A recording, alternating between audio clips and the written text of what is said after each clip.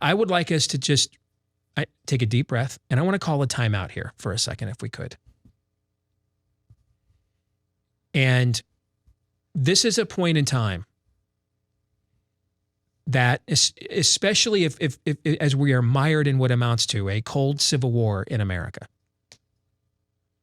I don't want us to forget what it is we're actually fighting for, and what the goal is, and what is it we're trying to conserve. A lot of the way we organized our government, a lot of the way we determined law, set things into motion at the founding of our country, was inspired by the way God did the same when he established his own nation. This is why you see the language of the scriptures all over America's founding and heritage. They weren't saying they were a new Israel, and I don't believe America is a new Israel, but there's only one Israel. They were attempting to emulate a relationship. They recognized that when people obeyed God, they were blessed, and when they didn't, they weren't. And so that's what these imperfect men were attempting to emulate. They were not proclaiming America as another Israel.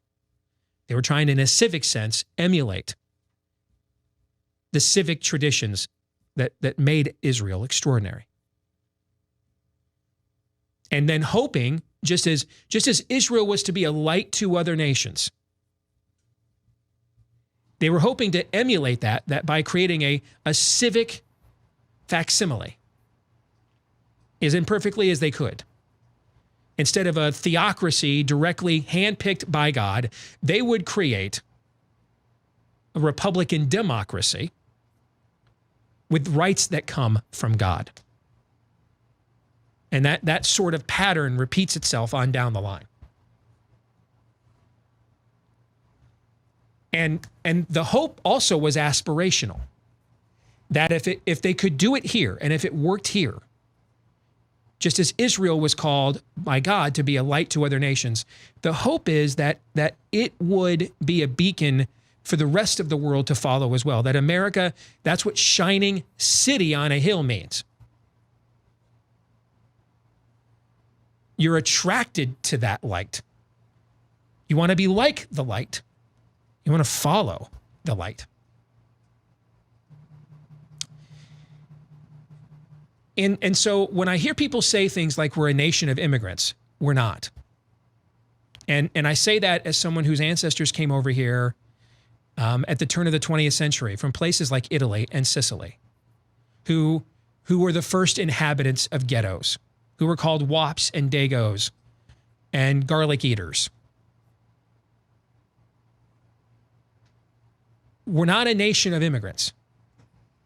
We're a nation of citizens. And there's a major difference here between those two things. One of them leads to assimilation, and the other leads to balkanization. I could do an entire biblical exegetical program for 2 hours on Old Testament law as it pertains to immigration. I don't have that amount of time. So I will just highlight the two main points here that were unconditional. When God instituted really the world's and history's first real immigration plan, there were two unconditionals. Number one, his people were to be kind and merciful to passers through, regardless of their current belief and custom. Kind and merciful did not mean they got away with raping your women and killing your children. That is not what it meant. But that they were to love their neighbor as they loved themselves. They were to show hospitality. They were to show grace, mercy, just as they were shown. Because if you know the history of the Jewish people, they were themselves sojourners. Now, sojourner doesn't mean squatter. It means a passer, a voyager. That's what the word means. It doesn't mean I'm a squatter. That's not what it means. But they were to be kind and merciful to those people, regardless of their custom and belief as they were passing through. That's the first unconditional. The second unconditional was that if those passer-throughs wanted to stay, it was unconditional for them to wholly and fully conform and assimilate to Jewish belief and custom. Meaning, if they were on, say, a temporary visa, they were welcome. Our God is not a coercive one. If you would like a coercive God, worship Ilhan Omar's. He makes the rain fall on the just and the unjust alike. So, if you were visiting, you didn't have to conform or assimilate to visit, because ultimately that would shut people off from coming. Hard to be a light to all nations when you're shutting people off from seeing the light. No one hides their lamp under a bushel. On the other hand, however, the second unconditional was this. If they wished to stay, it was unconditional that they must conform and assimilate to Jewish belief and custom. There was no little Edom. There was no little Philistine. Little Egypt didn't exist. A passage in the scriptures that is cited a lot at weddings these days, including my wife had it cited at her own. Your people will be my people. Your God will be my God. From the book of Ruth.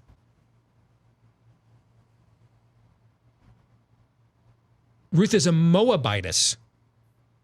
She's part of a people that because of a heinous act of immorality was cast out of God's covenant for 10 generations. When she says this to her mother-in-law, she is converting. It's not a nice sentiment on a card, on a card. She is giving a statement of conversion. I will leave my paganism behind. I will no longer follow Molech and Chemosh and the other gods of the Moabites, the fake gods, the demon gods. I will follow the one true living God. And that's when your people will be my people. If you want to know what this looks like in a modern American context, in the Midwest in the 1970s, Iowa was one of the leading states. A lot of Midwestern states was kind and merciful to immigrants from Southeast Asia following the fall of Vietnam and the violence of the Khmer Rouge in Cambodia. Which is why if you grew up in the Midwest, maybe you saw this in Wisconsin, Todd, I certainly saw it, and growing up in Iowa and Michigan, you were usually, what would happen is you were usually looking up on the honor roll to somebody of Southeast Asian descent. They were dominating. Let me tell you why. And then you go to the parent-teacher conferences, and a funny thing happened. These children who were allowed into the country either shortly after they were born or even before they were born or conceived were then dominating in English-speaking classrooms most of my childhood. And yet when their parents would come to parent-teacher conferences, did you see this growing up in Wisconsin? Yeah, I know what you're talking about. When their parents would come to parent-teacher conferences, they didn't speak a lick of English. Their kid would have to interpret it for them.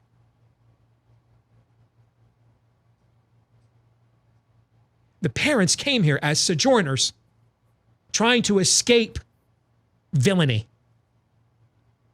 But once they decided to stay, they encouraged the full assimilation of their children. Do you see the model here? And now we're in the second generation of this, and their children are continuing to dominate academically to the point that leftists are now actually trying to diminish their ability to dominate scholastically and occupy places in universities and in grad schools because they're just so much better than most of the other demos. See Harvard. Exactly. That's not something to be stifled in my view. That's the American dream incarnate. That's to be elevated, celebrated.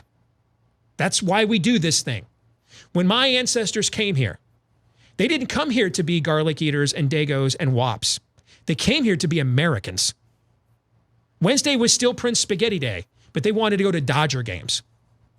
They taught their kids English. They wanted to be a part of what made this place better than the place they were running from in the first place. They didn't want to turn it back into the S-hole they were running away from. That is the difference between a nation of citizens and a nation of immigrants.